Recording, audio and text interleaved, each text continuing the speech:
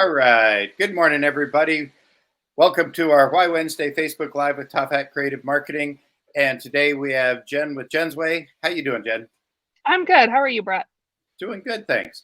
So today Good. we want to talk about social media and AI. We're getting more and more questions about it. And as usual, I haven't looked into it yet. I rely on my experts. So you are one of the people we come talk to. What do you think?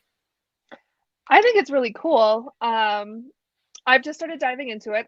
We talked last time I did a social media workshop and I got a lot of questions about it. And I was kind of hesitant, like, what can we actually do with this? How accurate is it? That's a big deal, right? But I'd say over the last month, I have used it at least a couple times a week to play around with it, because there's some really unique ways to use it. The first way I used it was to write a blog post. So if you go to my website, Jen's Way VA, there's a whole blog post that was written by Chat GPT.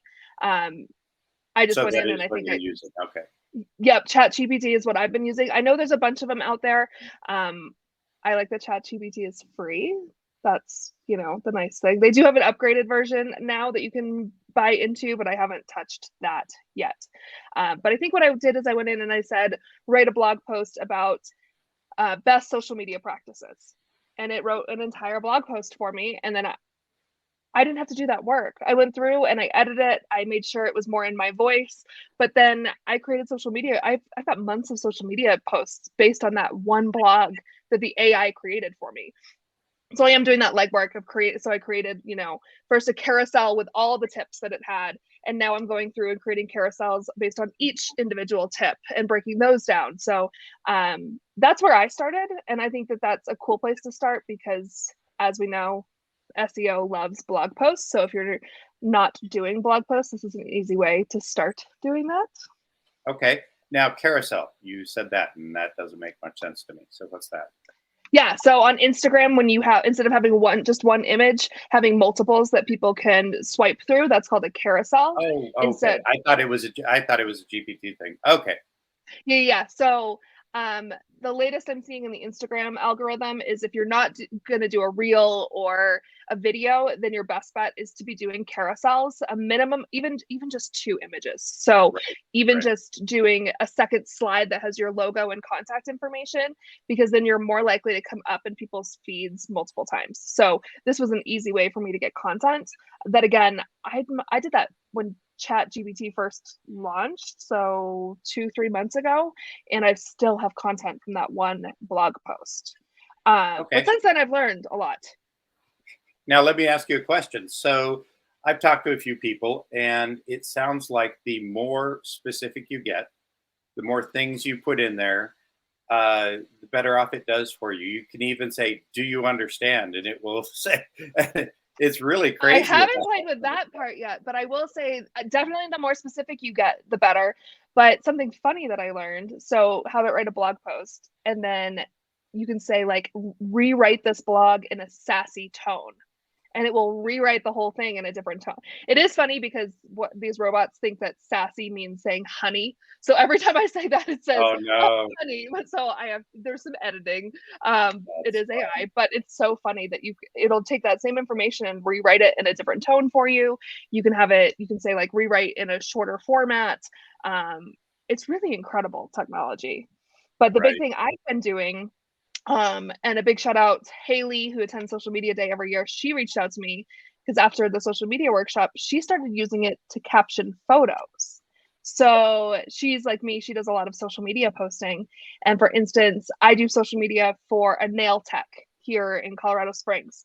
And sometimes I'm like, what am I going to caption? She did nails with like an alien theme on them. And I was like, what on earth am I going to caption this with?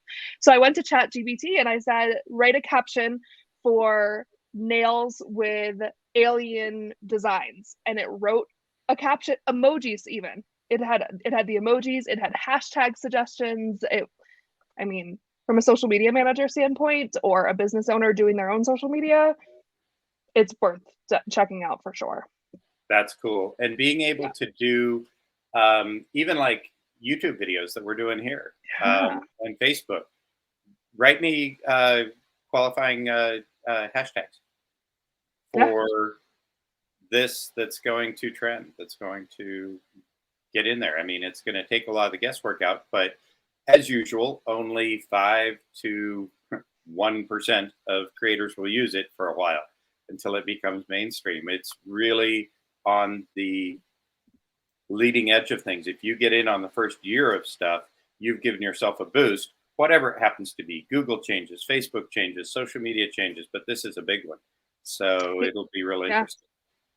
Yeah, I mean, my parents own an alpaca farm in Maine, and my mom's been trying really hard to get better about doing social media.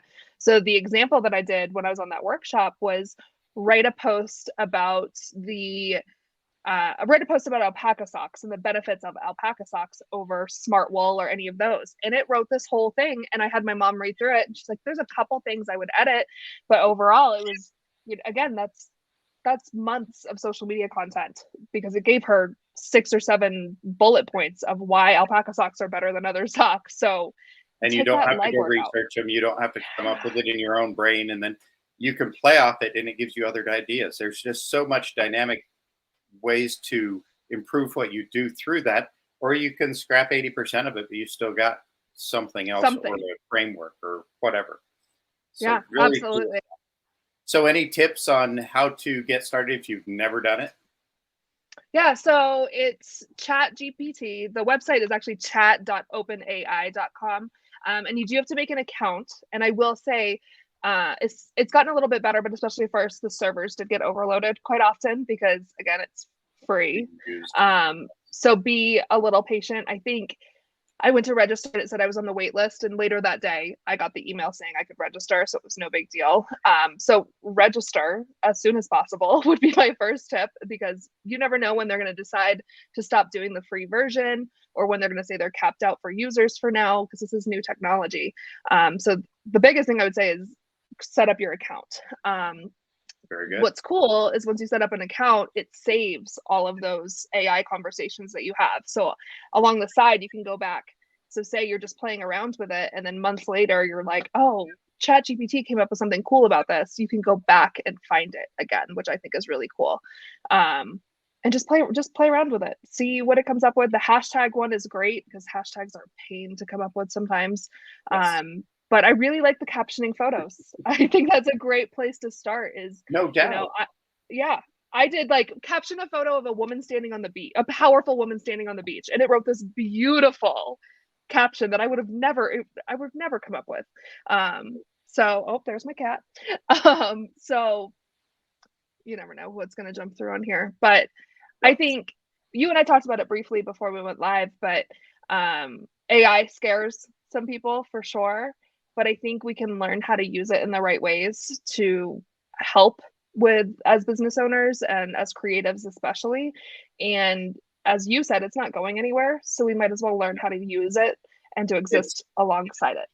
It's a benefit until it isn't. We have no control over when it becomes not a benefit. So we might as well use it now. Right. Yeah.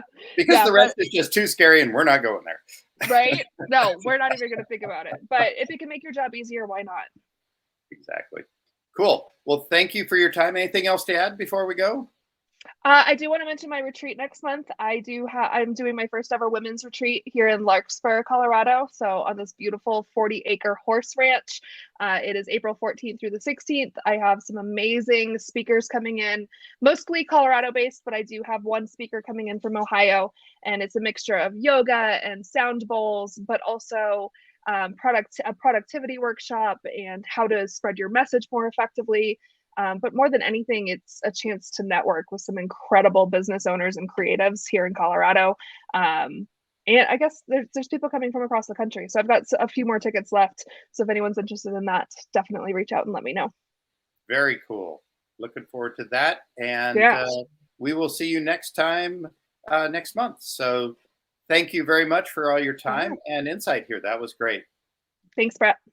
Take care.